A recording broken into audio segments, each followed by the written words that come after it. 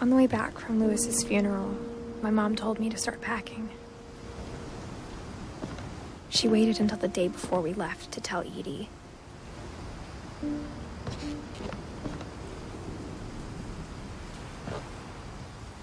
I'm not sure if she wanted to make it easier or harder.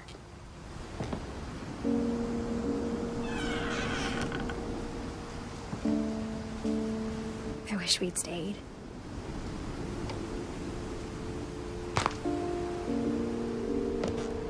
But I understand why we left.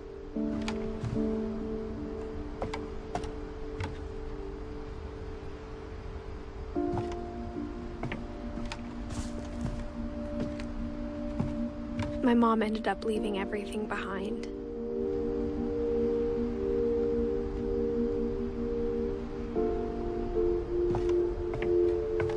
What happened that night had been coming for a long time. Maybe it should have come sooner.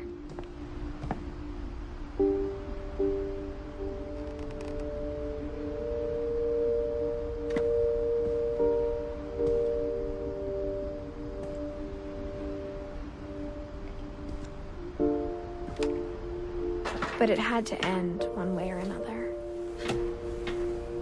All that's left now is to tell you about that last night.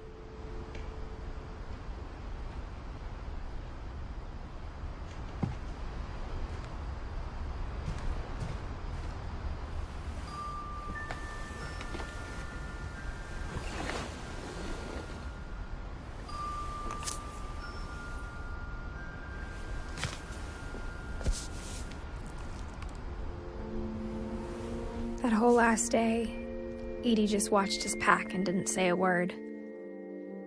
Until supper, when she raised her glass and said, "To our final night together, and all our final nights apart." Grandma, you know what I said about alcohol.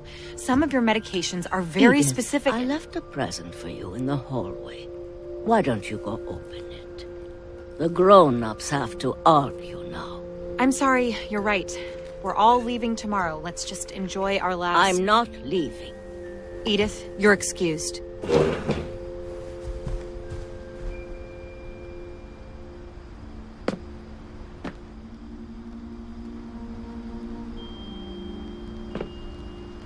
the power had been shut off that morning, but Edie always had plenty of candles. When my mom sealed the library, I don't think she knew about the other entrance. Or that Edie had a key to it.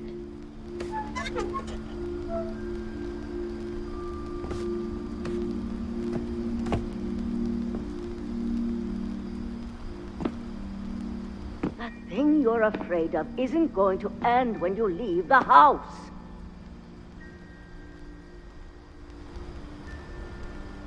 Edith has a right to know these stories. My children are dead because of your stories. I think it's best if Edith and I leave tonight.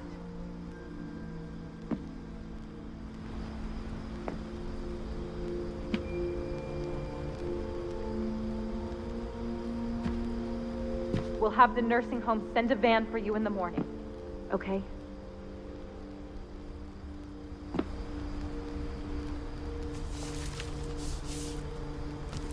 Dear Edith, there's so many stories I wish I could tell you, but there's only time for one. This is about what happened on the night you were born.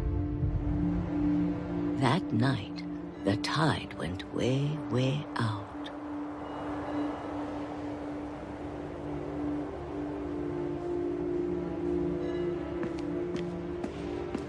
It was the first and last time I ever saw the old house aground.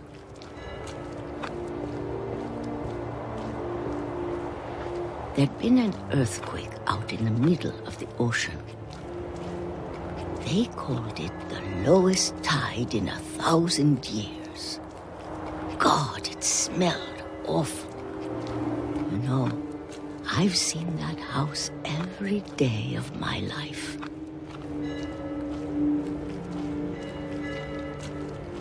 But I never thought I'd go back to it.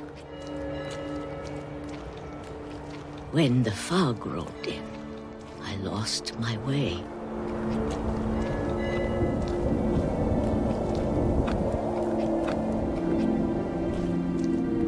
I got turned around.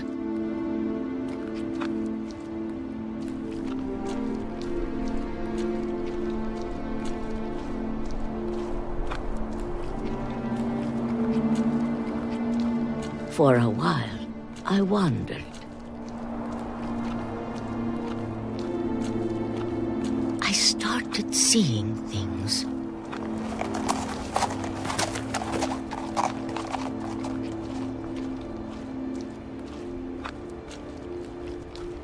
Things I'd forgotten had ever existed.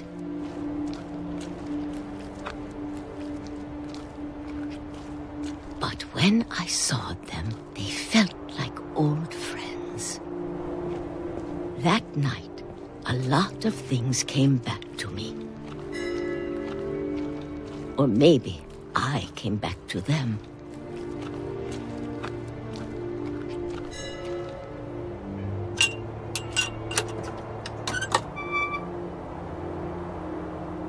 Things I can't explain, but that I need you to try and... Edith, what are you doing in here? It's mine. Edith! Mom, you're gonna rip it! Let go! I kicked and screamed, but Mom dragged me to the car.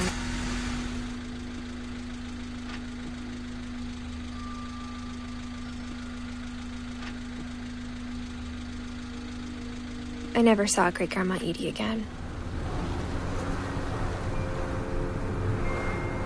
The next morning, the van came to pick her up, but she was already gone.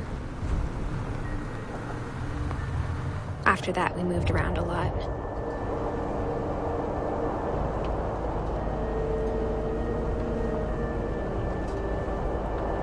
We both tried to make the best of it.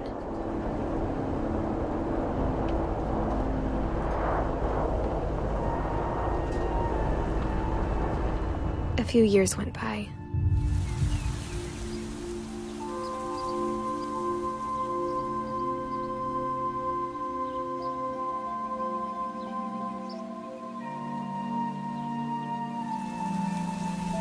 My mom didn't like to talk about it.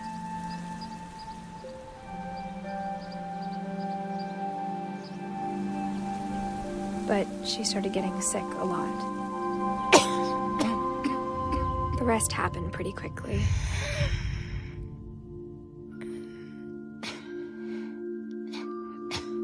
She got better for a while, and then she didn't. And then I was alone.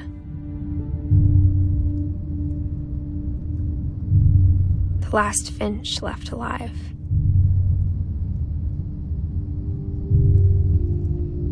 Until I found out about you. I'm still not sure what to tell you about all this.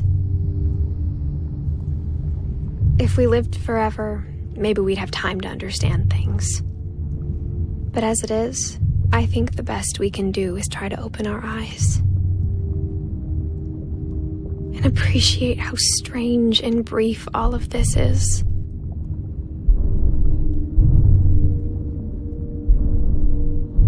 This journal was supposed to be for you.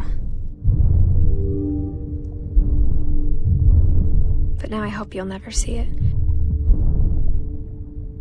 I just want to meet you and tell you all these stories myself. But I guess if you're reading this now, things didn't work out that way.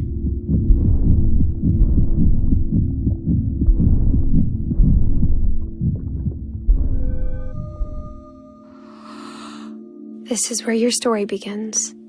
I'm sorry I won't be there to see it.